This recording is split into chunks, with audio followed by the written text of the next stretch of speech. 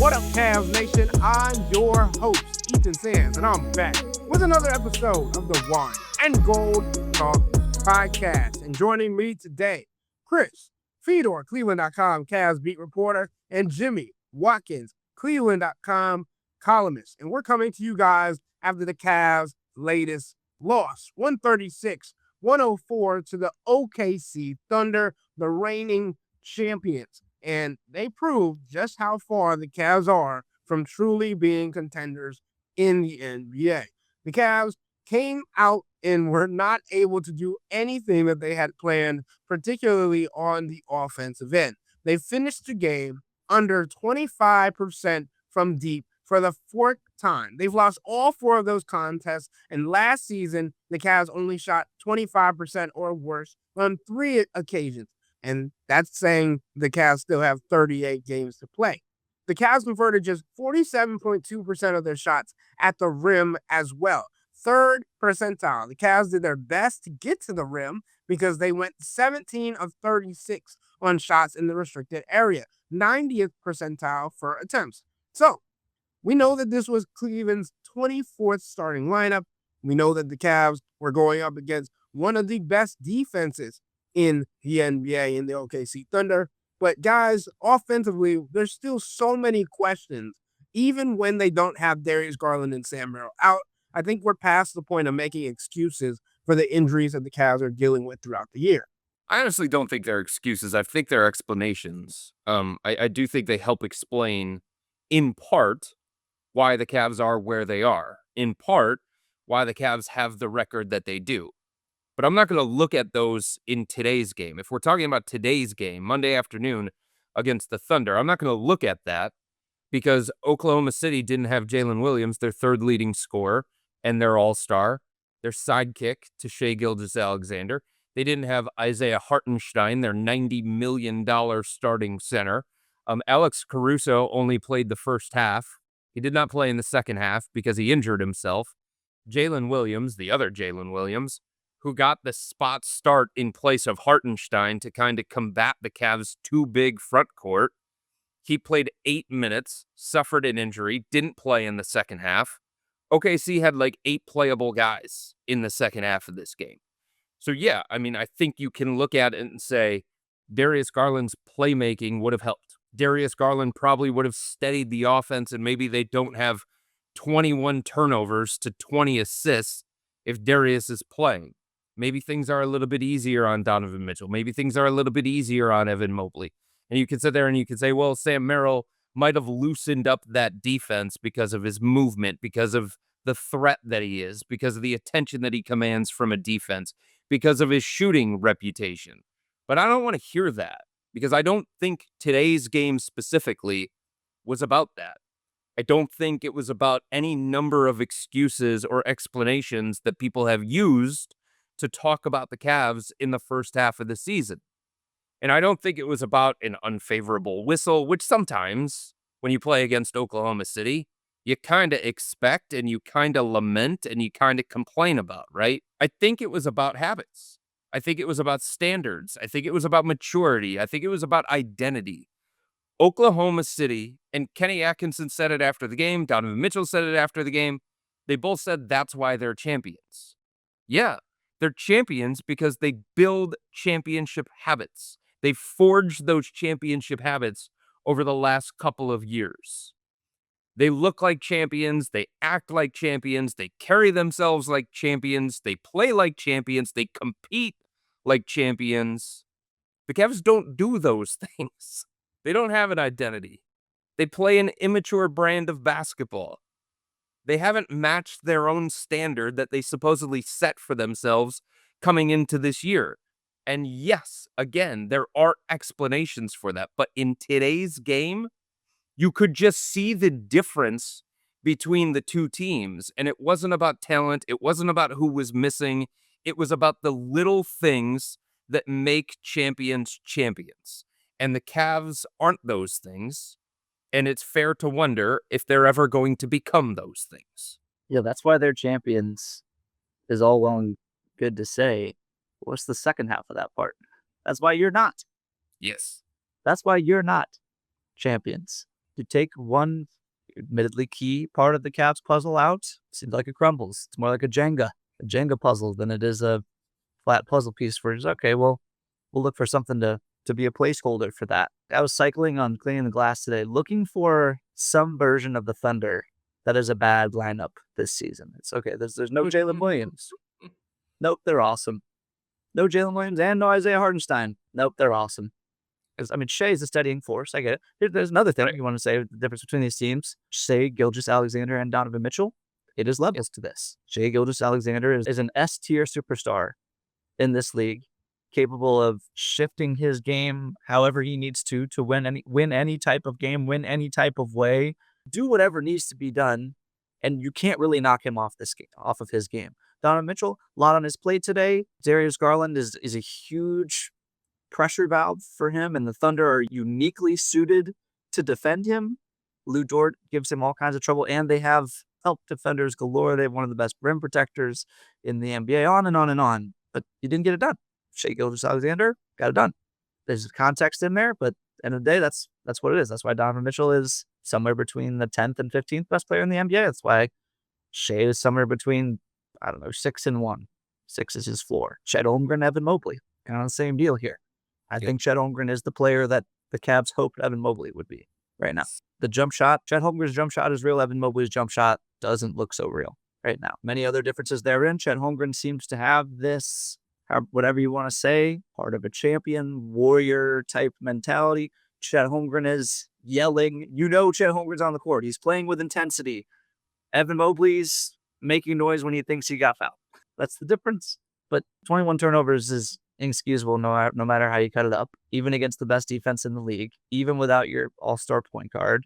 And I asked DeAndre Hunter after the game, should one piece make this big of a difference? He's like, well, he's an all-star. Yeah. So's Jalen Williams. Right. Isaiah Hartenstein, he's paid a lot of money. He's like their Jared Allen, right? He's a great screener. He's a really good defensive player. He does a lot of the dirty work. He's an underrated passer. Oh, well, we'll just figure it out. Cavs can't figure it out the same way. That gets to the second layer of this conversation. Obviously, Donovan Mitchell, we'll get to that in a little bit. But Evan Mobley and Chet Holmgren, the conversation of how does your number 2 step up when your number 3 is not there? How does your number 3 step up when your number 2 is not there? Evan Mobley has not been able to be an offensive focal point, and to the point where Kenny Atkinson is very skeptical when he goes away from a lineup that contains both Donovan Mitchell and Evan Mobley side by side at this point in the season. Evan Mobley tried to start the season not playing with Donovan Mitchell. Now that has changed, that he has to play with Donovan Mitchell, or he's not going to be the same level of empowered. He's not going to be the same level of efficient or influence on the game. And Shea Gilgeous-Alexander goes out. Chet Holmgren comes in and is like, I'm taking over. It's my show now. He has a different mental maturity that is allowing him to play with a different level of aggressiveness, assertiveness, all the things that we needed to see from Evan Mobley that just haven't shown up. And again, we're talking about the defensive end of the floor as well. Evan Mobley is still one of the best rim protectors in the league, but the Oklahoma City offense registered a 130.7 half-court offensive rating, 99th percentile. We've talked about this team struggling in transition. They struggled in the half court when their defense was set against OKC. When Shea Gilgeous-Alexander was breaking down an offender and then getting the ball to where it needed to be and drive, kick, swing. How similar does that sound to the offense that the Cavs want to run but have failed to do it thus far into the season? To me, it's the inconsistency of where this team has been this year, how difficult they've made it look. The OKC Thunder came into tonight's game in the bottom 5 in three-point percentage over the last 10 games of the season, and yet they dropped 23 three-pointers on 48.9%. So does that mean that the defensive identity of the Cavs think that they're changing from funnel to the bigs in the paint that they had in recent years to being more perimeter emphasis is failing? Or does it mean that they're not engaged and their rotations are too slow? Because that's what Donovan Mitchell was talking about after the game. The little things that the OKC Thunder do that make them a championship level team. The rotations that they're willing to make. The effort that they're willing to make. Kenny Atkinson said it before tonight's game that, oh yeah, you're going up against the reigning champions. You're going to have a little bit more oomph in your game. I saw that for one quarter. I didn't see it for the rest of the game. Like, remember when Kenny Atkinson said earlier in the season that after the first quarter, they knew the game was over? That's what it felt like today. It felt like even if the Cavs were to get close, it was never like the OKC Thunder were worried about this Cavs team. I mean, it was a single-digit game in the second half for 39 total seconds. And the closest that the Cavs got was 9 on 3 separate occasions. The way that Kenny Atkinson said it was total domination, and he's right. But it's like, it just showed who these teams are. At your core, who are you? At the Cavs' core, they are this maddeningly inconsistent team that has been, for this season, if we're just evaluating this season, a group of underachievers. DeAndre Hunter's underachieving, Lonzo Ball underachieving, Evan Mobley underachieving, Darius Garland, circumstances attached to it, underachieving, Jarrett Allen. I don't know, he's kind of playing close to his contract. He's a $20 million player, not a $45 million player, so maybe you could say underachieving slightly, but this is just kind of like who he is and who he's paid to be.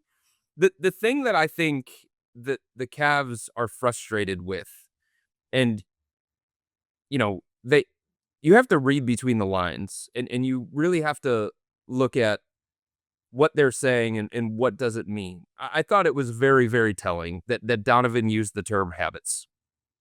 I did. I don't think that was an accident from Donovan tonight. I think he was pointing out the difference between the Cavs and the Thunder, and the habits that OKC has been able to build carry them through when they're missing Jalen Williams, when they're missing Isaiah Hartenstein, when they have to play Ousmane Dieng, when the game is still being decided in the second half because they're running out of bodies. And I think it's been a point of frustration for him and other people inside this organization because that's what they've been talking about since training camp. They're like, hey, the regular season, don't judge us based on results. It's about the process. And they say the regular season is about building habits. And that's the thing, right? You don't win or lose a championship in January, but you build habits this time of year that are supposed to lead you to the championship. And the Cavs just aren't doing that. You can sit there and say, don't have Max Strus. You can sit there and say, don't have Sam Merrill. Don't have Darius Garland. But the things that are in their control, just like the things that are in OKC's control, the Cavs continue to come up woefully short from a consistency standpoint. And at some point, you just have to say, is this just who they are? Like, we keep waiting for them to hit this wave. Kenny Atkinson talks about this wave and ascending toward the end of the season. But when you're more than halfway through the season and the same things are happening and you're showing yourselves to be this same team that you were at the very beginning of the year, and it's not about talent, it's not about, like, yes, the roster construction is flawed, and yes, guys are underachieving. But the things in their control, they just haven't done to a high enough level consistently. And those are the things that they're supposed to be building behind the scenes. So the fact that Donovan brought up habits and said, like, that's the thing that I'm taking away from Oklahoma City, that to me was really, really telling. And for Jarrett Allen to say, their defense just completely took us out of rhythm. That's who the Cavs said they were going to be. The Cavs said they were going to be that kind of team. They're going to be the defense that makes other teams uncomfortable. What? 136 from this version of OKC? Like, what? There was a possession in the second half where the Thunder just rotated and they gave extra effort after extra effort, and there were deflections, and there were guys closing out hard, and then there were other guys that were covering for the guy who came over to help, and then I think it ended up with a Cavs basket. But, like, the Cavs had to work their butt off for any kind of look at the basket. And I turned to somebody next to me and I said, When have you seen the Cavs do that? And he made a snide comment and said, like, hey, they forced a 24-second violation in the first half. And I said, but it didn't look like that. And it doesn't look like that, not on the defensive end of the floor. And you just look at the game and you say, well, that's who one team is, and then that's who another team is, and it doesn't look comparable. In no way does it look comparable. The level of effort, the level of togetherness, the level of compete, the level of toughness mentally and physically. All of those things, Oklahoma City does better than the Cavs. They impose their will in a way that the Cavs have not been able to do. And the lack of consistency, you just have to wonder, is a lack of consistency just who this basketball team is and who they're going to be? Remember last year, this game in this arena? Yes. It's like God's gift to basketball. Brian Windhorst called it the greatest regular season basketball game. I don't know if he said he had ever seen or he had seen in some time. We were all honored to witness it. It was like the first time in however long, maybe ever, but the two teams with those two great winning percentages had played this late into the regular season, and it was just an NBA Finals preview. I wrote this big wiggy column about, hey, ESPN, you need to show these teams more. This is the future of the league. The Thunder are the future of the league. The Cavs are like a theoretical team. Right. At this point. Well, when Darius Garland comes back and gets Darius Garland is hurt a lot. Darius Garland now has 2 injuries, a toe injury on each foot. We already know the first one can drag and has dragged. We'll see about the second one. I'm not a doctor, but oftentimes when you have one leg or foot or whatever injured, you tend to favor the other one. And sometimes that can cause an injury on the other side of your body. Again, no one gave me a PhD, but that does happen quite a bit, particularly in sports. Okay. I'm not sure I believe that we're going to get 100% Darius Garland for the rest of this season. And frankly, that might mean ever again in a Cavs uniform, because this is the put up or shut up here. If they don't do something significant this postseason, I believe changes will be made. So that's just a reality you might have to deal with now. Whatever version of Darius Garland you think can save this team, I'm not sure we're going to see that version again. If Evan Mobley could just get back to what he was last year, 37% three-point shooter last year. He's 31% this year. He's 33% for his career. 37 kind of looks like an outlier to me at this point. We'll see. He's figured it out over stretches before. Last season did feel real to me, but this year it looks flat. He's not shooting with confidence. That's a win. Whenever Mobley shoots a 3, I think that's a win for a defense at this point. And frankly, for the version of Donovan Mitchell that we saw last year to exist, those other things need to happen too. Like Donovan needs Darius to release the pressure, to give the defenses something else to pay attention to for him to maximize what he does. He needs Evan Mobley to help. He needs more than these guys are giving him right now. Whatever they were getting from Ty Jerome last year, I don't see who's giving him that. DeAndre Hunter might be like the team mascot for the Cavs right now. He is emblematic of the he's just inconsistent. His defense depends on his offense. He's moody on the courts. He seems like a very nice guy. I don't mean to say it like that. It's just like as a basketball player, his effort is determined by how his day is going. That's not how the Oklahoma City Thunder operate. Jared Allen, we know, comes and goes. Like this great team, maybe they just caught lightning in a bottle last year. Maybe they were healthier too. Both of those things can be true. But even when this team has been mostly together, and I know we haven't seen Max Strus yet, but he's got a Jones fracture. That's another injury that lingers. We're learning that right now. The Max Strus injury updates have been a little all over the place this year. And Max Strus is almost 30. We'll see what happens when he comes back. Sam Merrill's been a revelation. It's unfortunate that he has another injury, but again, injuries can be part of the game. And if one $9 million player throws you this far off your game, I would argue your game wasn't in a great place to begin with. So yes, the Cavs are talented. Yes, they were a great offense last year. They were a great regular season team. I'm just not sure that team exists anymore, except for in the warmest parts of Cavs fans' imaginations. The other thing that's fascinating to me is that if you're talking about theoretical, right, the team that is theoretically supposed to handle absences, injury absences, stretches without key players, it's the most expensive roster in NBA history. Isn't that the team that's supposed to handle those things? It's the only NBA team in the second apron. They should be built. They should have enough talent. They should have enough depth. They should have enough guys that are capable of stepping up. And I know not everybody is Darius, and I know not everybody is Sam Merrill and Max Strus, and they bring different skill sets and things along those lines.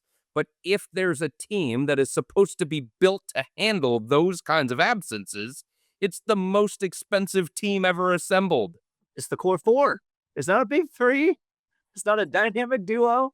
It's a core four. There are 4 former All-Stars on this team. Obviously, Jared Allen, one-time All-Star, blip, all that. But Don't take that away from him, Jimmy. It's not a sparkiest thing on his resume. He's not an All-Star the way some of these other guys are All-Stars. I think we can all admit that. I think he would tell you that. But you still got 3. I mean, Don and Evan are All-NBA on their resume. And the right year, Darius has that potential. So, okay, yeah, he's sitting down right now. Oh, no. Now you all only have 2 All-NBA caliber players? You know what the Phoenix Suns, you know what Jordan Knott's Phoenix Suns say to that? Bubkiss. We've got Devin Booker and a bunch of soul. That's what we got over here. A bunch of compete, a bunch of grit, a bunch of people that you would hate playing against in any pickup game. The Cavs need, I guess they need more talent. I was going to say, I think they need less talent and more will at this point, man. It's a bummer. They're a bummer watch. They're a bad hang. I've said this before. They are less than the sum of their parts, and their parts should add up to a lot. That's the toughest part about it. I thought this was the year that we were supposed to celebrate depth. I thought we were going to keep doing that, right? And now Kenny Atkinson's talking about, yeah, depth is good. We have depth. I'm going to shrink the rotation to 9 to 10 players a night. He legitimately said that. He said he was going to shrink that to a 9 to 10. So that means Larry Nance Jr., sorry, unlikely to see the floor. Thomas Bryant, very seldomly garbage minutes when you're getting blown out. The other portion of this that kind of ties in hand, Jimmy said this before the game tonight. Donovan Mitchell, it's going up. He's taking shots tonight because he knows he has to without Darius Garland.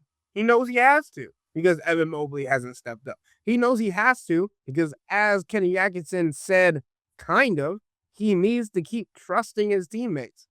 Does that mean that he's losing that trust in his teammates? I don't know. But what I'm seeing is Donovan taking 18 shots tonight, being 5 of 8. Some of them felt forced, 1 of 9 from deep. And obviously, he is their franchise face. He is their best player. But it felt heavier for Donovan Mitchell, and it has all season because of what he hasn't had next to him. And I think, again, Shai Gilgeous-Alexander is the best example of this because he hasn't had J-Dub for numerous games. J-Dub didn't start the season. He wasn't here. He didn't play more games to start the season than Darius did. Right? Well, I think the expressions on Donovan Mitchell's face, the reliability of the players around him. Like I asked Kenny Atkinson after the game, how do you get Donovan more help? And he said, keep trusting his teammates because they will make plays, but we need to do it more consistently because our decision-making wasn't right today. And it wasn't. 21 turnovers tells you that. But, guys, Donovan did not get an all-star starter nod, right? He was snubbed from that. The all-star starters for the Eastern Conference were Giannis Antetokounmpo, Cade Cunningham, Tyrese Maxey, Jaylen Brown, and Jalen Brunson. Do we feel like this was a snub on Donovan Mitchell's part, that he deserved to be an all-star starter and now is in the hands of the coaches around the league to decide whether he'll be in all-star at all? Do I think it was a snub? Yes, because I voted for him. And as a voter, he was one of the first names that I clicked. And I totally understand the Cavs have underachieved and their record is not what a lot of people expected coming into this year. Coming into this year, the Cavs were projected for the second most wins of any team in the NBA behind the Thunder. And that just hasn't been the case. There are tons of expectations. They haven't lived up to that. And you don't necessarily want to reward a guy unless you absolutely have to. And I feel like Donovan made it so that you absolutely had to reward him. before tonight's game against Oklahoma City, he had one of the league's best net rating differentials. With him on the floor, the Cavs outscored opponents by 8 points per 100 possessions. With him off the floor, -6. That's telling. That's in Giannis territory, right? That's in Nikola Jokic territory. And that tells you that it's not a Donovan thing. It tells you that it's a Cavs thing. It tells you that it's a supporting cast thing.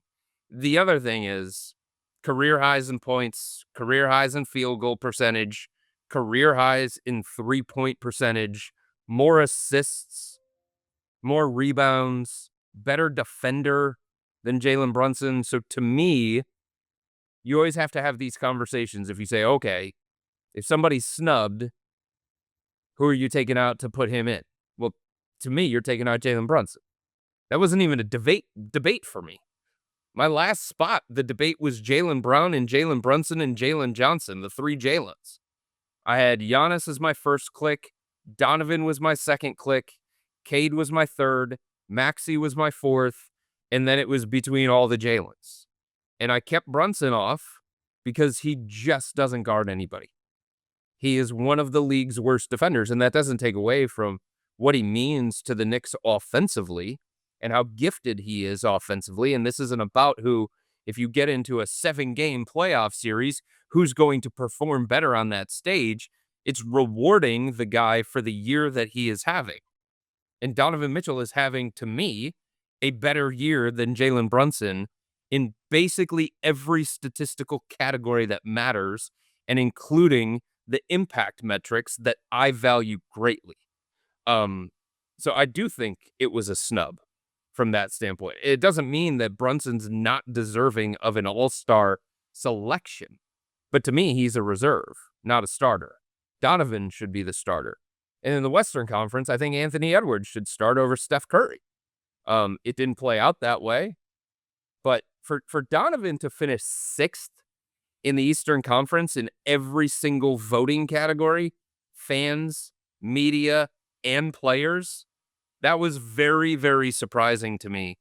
And that tells me that people were not aware of just how different this team has functioned with and without him on the floor. First of all, I don't think people watch the Cavs very much when they're not good. Trust me, I don't blame those people. But I think that's where some of this stems from. Like, Jalen Brunson's more visible. Tyrese Maxey's more visible. Giannis is more famous. It is what it is. That being said, even if you want to make but they're winners case against Donovan, the Knicks are 2 games out of the Cavs in the loss column right now.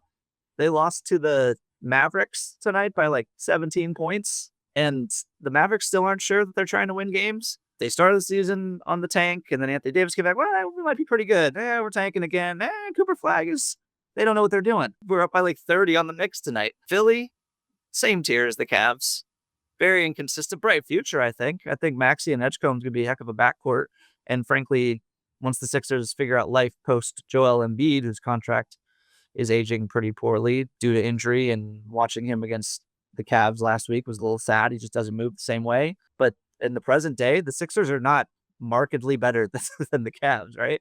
And then, of course, Giannis barely played enough games to even qualify, and his team is not even in the play-in in the East, which is embarrassing. I don't care that Giannis got hurt. That's embarrassing. This is one of the weaker Eastern conferences we have seen, and you can't stay afloat in it. You don't get to make my All-Star team when that's the case. That being said, I have good news for the aggrieved Cavs fans who appreciate, as they should, what Donovan does to will this franchise into mediocrity. Where would this team be without Donovan Mitchell? A scary thought. To will them into mediocrity, here's the good news. It doesn't matter. All-star starters don't matter. It makes no difference the way you are remembered. If you go to Basketball Reference, as I do 75 times a day, one of the first things you see next to the person's picture is like their little list of accomplishments. So for like LeBron, it says 21 All-Star selections, 21 All-NBAs, 4 titles, blah, blah, blah, blah, blah. There's no tab for All-Star starter. They don't count them. I'm sure somebody somewhere is counting this. Apparently, I didn't even know this. Apparently, this was LeBron's first time ever not being named an all-star starter. I didn't know that. I don't really care. He's still a 21-time all-star. That's all anyone's going to remember. I promise. Donovan Mitchell will be an all-star again this year. And this time next year, we won't be able to name all the all-stars. And this is even more true in an age where the NBA is tweaking the format every other year. And now we're doing World versus USA. And yes, should Donovan have been an all-star starter? Yes, it's a status-y pride thing amongst the players. I think it legitimately does matter to them. But the reason this stuff matters, all-star, all-NBA, all that stuff, is because they help us determine legacies, and Donovan Mitchell's legacy is unchanged by this voting era. Defensive estimated plus minus. Dead last in the NBA, Isaiah Collier of the Utah Jazz.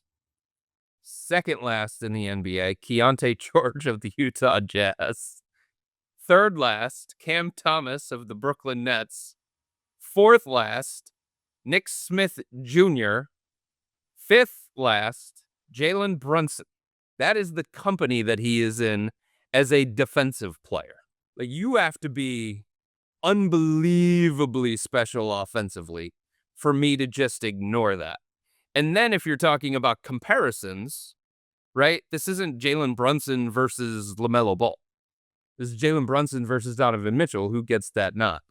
This is Jalen Brunson versus Jaylen Brown. Who gets that nod? This is Jalen Brunson versus Jalen Johnson. Who gets that nod? You know what I'm saying? Like, the other things are really, really comparable. And then the glaring thing that stands out to you is one dude is the worst defender in the NBA. And last time I checked, there are two sides of the floor in basketball. And I agree with you. I think it's a difficult thing to see Donovan, who has played to an MVP caliber to start the season. And as you guys have both mentioned, kept this Cavs team afloat, or with its head above water at this point. But the Cavs are currently 24-20. They sit as the 7th seed in the Eastern Conference. They are now 1.5 games back from the 3rd seed in New York Knicks. And they have winnable games, but they've also lost winnable games this season. So the expectations are waxing and waning. And when it comes to the All-Stars, I want to just do this really quickly. The All-Star starters for the Western Conference: Nikola Jokic, Luka Doncic, Shai Gilgeous-Alexander, Stephen Curry, and Victor Wembanyama. And guys, this was so interesting to me, and I talked to Jimmy about this during the game. Team World, depending on if Donovan Mitchell gets to be on Team World because of his Panamanian heritage, all this stuff. If he doesn't, because he's never played on a Team World kind of team when it comes to FIBA, that would mean that the Team World team would consist of Nikola Jokic, Luka Doncic, Shai Gilgeous-Alexander, Victor Wembanyama, and Giannis Antetokounmpo. That would be their starting five. That's ugly for the Team USA because, one, they wouldn't have a big man in the starting unit, and two, those top 5 players that are on Team World are arguably the top 5 players in the league. How long were we at 7 years now without an American-born MVP? This is where we're at. This is where we're at, folks. The world is here, and the Olympics are going to get even more interesting as the years pass. And some of these young stars, Wemby in particular, once he comes into his own, they're coming. You can already see it. We're struggling more and more every 4 years, but they're coming for us. Quick sidebar. I know we talked about the Cavs having some winnable games coming up. Are the Cavs better than the Hornets right now? Are they playing better ball? No. I mean, statistically, the Hornets have one of the best net ratings since the calendar flipped to January. So, obviously there's a lot of downside to the Hornets, and they could just throw up a stinker, look at their record. But the way that the two teams are playing is very, very comparable. Again, the Cavs are contenders in name only. And some of that is built on a reputation that I don't know is entirely warranted. At least the Charlotte Hornets know who they are. They knew what they're going to do when they try to come down the floor offensively and defensively. They know their struggles, right? Offensively, the Cavs went from a historic offense to, okay, we're going to start the season with the most 3-point attempts in the league. Okay, now for the entire month of January, we're in the bottom 10. So don't know who they are. And then when they get to the rim, not being able to convert either doesn't help any of those narratives. And then defensively, we just know they've been struggling. So again, this Cavs team, and we've had this identity crisis conversation it feels like too many times, but like they simply don't know who they are. And that in part is going to make playing in the playoffs, whether they're healthy or not, which if you look at their track record is highly unlikely, makes it much more difficult to even imagine them getting past the Eastern Conference semifinals, which is the baseline for this team this season. Jimmy, to your point, you could see Charlotte putting up 130 on the Cavs. Brandon Miller can shoot it. The Cavs can't guard the three-point line. They don't guard the three-point line. Brandon Miller, Bridges, Con Knipple, LaMelo Ball, they could hit 23s, just like OKC hit 20. You know, the 23 was not an accident. They left some out there, too. How many did Kenrich Williams get that were wide open that he missed? How many did Alex Caruso get in the first half that were wide open that he missed? And I know part of the defensive strategy is, are you allowing the right guys to take those threes? Okay, it's not Lou Dort. That's a win for us. Okay, it's not Chet. That's a win for us. So that's part of what goes into this, and the Cavs have talked about that a few different times. But OKC made 23, but that's not an aberration. It's just what has been happening because the Cavs are the worst defense against the three-pointer all season long. Their closeouts are terrible. There's miscommunication constantly. Naquan Tomlin went the wrong way. Evan Mobley had to point at him multiple times going back to the huddle in a timeout. Kenny Atkinson had to pull Naquan aside. So the communication just hasn't been there.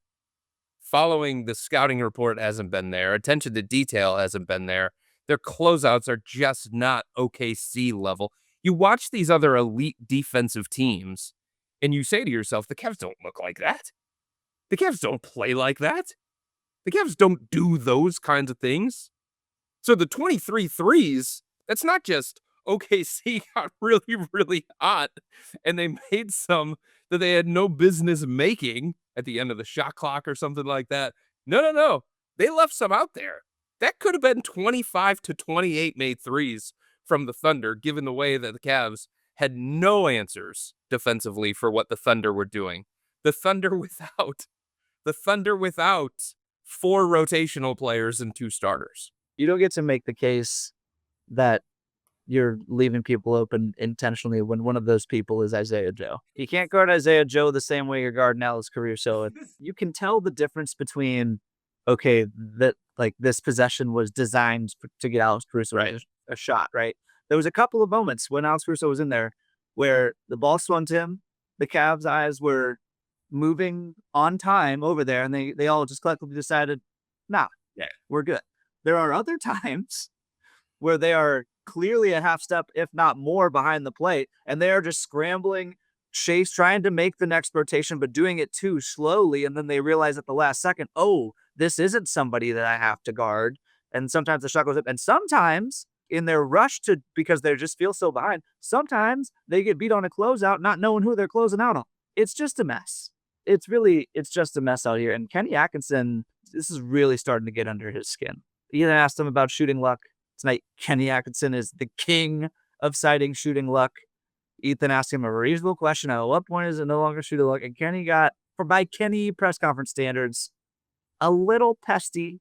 I just said it was everything. I'm making a prediction in this podcast that within, I'll give it 2 weeks, Kenny Atkinson is going to go on a press conference rant for all rants within the next 2 weeks. I don't know if it's going to be about the refs. I don't know if it's going to be about some terrible efforts that they bring to the game one night, but he's pissed. You're starting to see it. There's going to be a 90-second can't miss portion of Kenny Atkinson's press conference within the next 2 weeks. I'm ready for it, bro, because we've been talking about accountability, right? And needing to hold this team accountable. And sure, you can do it behind the scenes, but there is no bigger way, better way. And it's been proven, right? Chris Finch does it all the time. Will Hardy, sure, they haven't had the same level of success, but they play hard, right? So I think the Cavs need a little bit of that. It's time to be done with the good old wrist slap that he'd been given and let him have it a little bit. And I think part of the reason he was frustrated with my question today was because he misunderstood that I wasn't asking about the offense. I was asking about the defense. and how they're the worst 3-point defense in the NBA. And he's been mentioning shot luck and shot quality and all these things for those attempts. And yet, even a team that hasn't necessarily been good shooting the three made 23 threes against him. I agree with you, Jimmy. I think he's getting a little heated. I think he's getting a little peeved. And maybe it's time for him to go back to his New York roots one time and let it fly. I think I said it about 2 weeks ago, maybe 3 weeks ago. It started feeling like a team that wasn't believing the things it was saying. They felt like they had to say those things because they had been saying those things over and over and over again, and they wanted a consistent message. But it just didn't feel like they were actually believing the things that they were saying. And you get that sense just being around this team more and more and more. You get a sense of them looking around and saying, can we do this?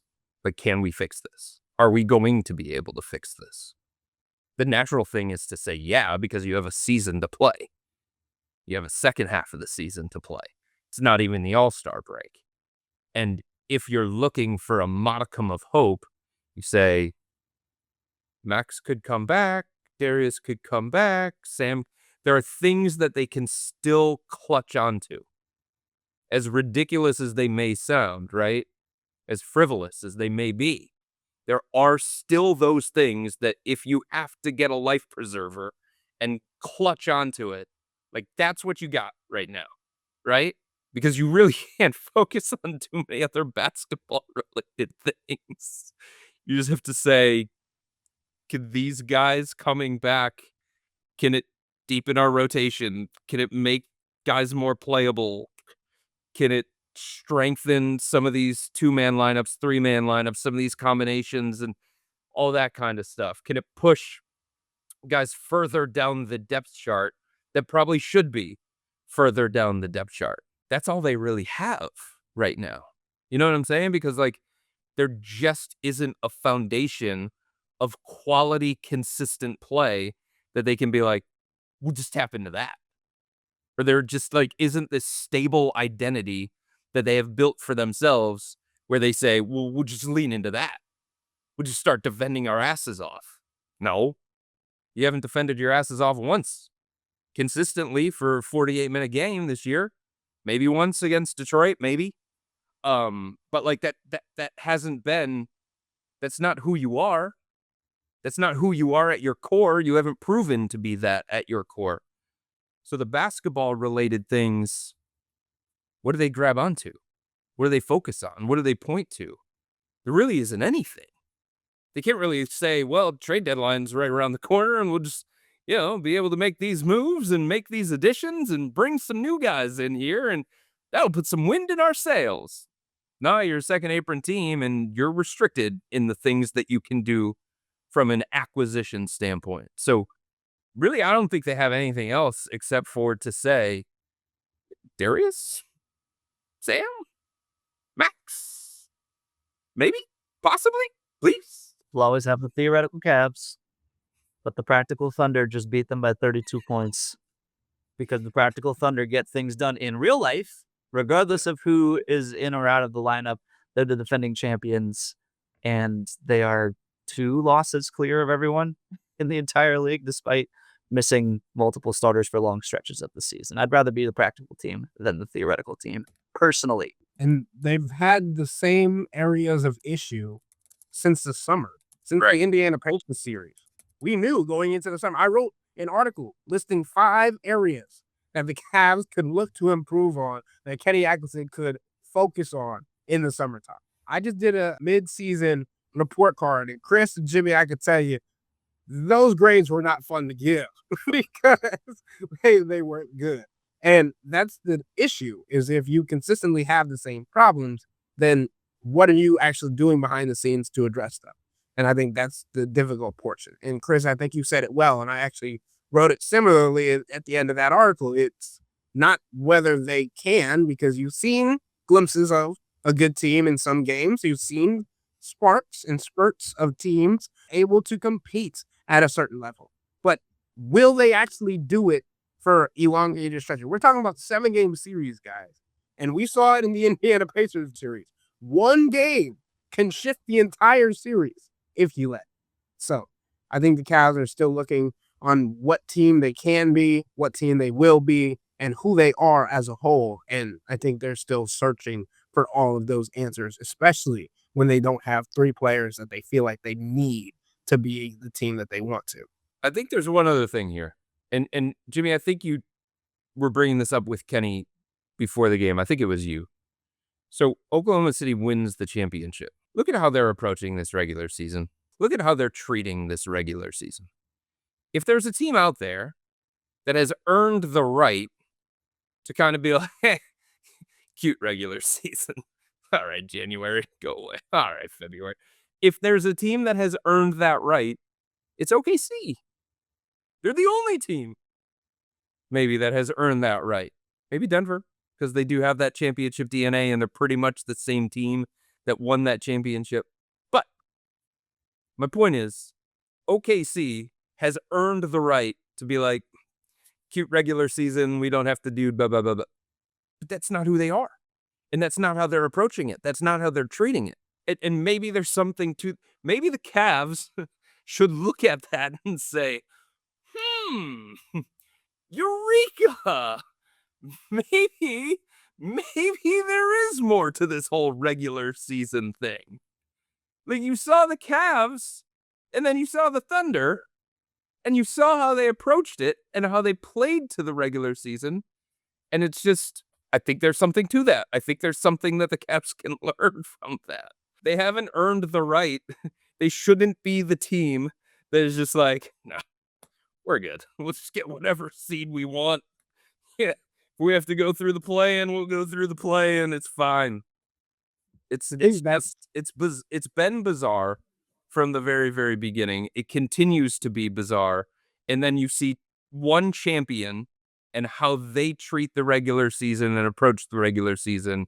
And you see this other team that has flamed out multiple times in the playoffs recently and how they approach the regular season and treat the regular season. And you're like, it's not even close. I think it's funny you say that because Mark Dagnott before the game was like, well, we really don't look around the league. We don't look left or right. We focus on ourselves. And it reminded me of a quote that Usain Bolt said when he was running in the Olympics. And he was like, yeah, people look at me, but I keep my head straight because winners don't worry about what everybody else is doing around them. They worry about what's ahead of them, the finish line.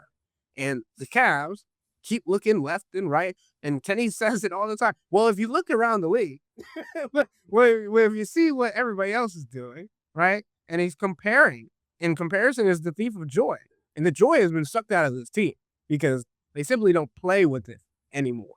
And it feels like that reliability on pointing fingers at what's happening around them rather than focusing on internal strife has made this team, as I said to Jimmy during the game, not fun to watch. The other thing is, if this is their standard, then they're failing.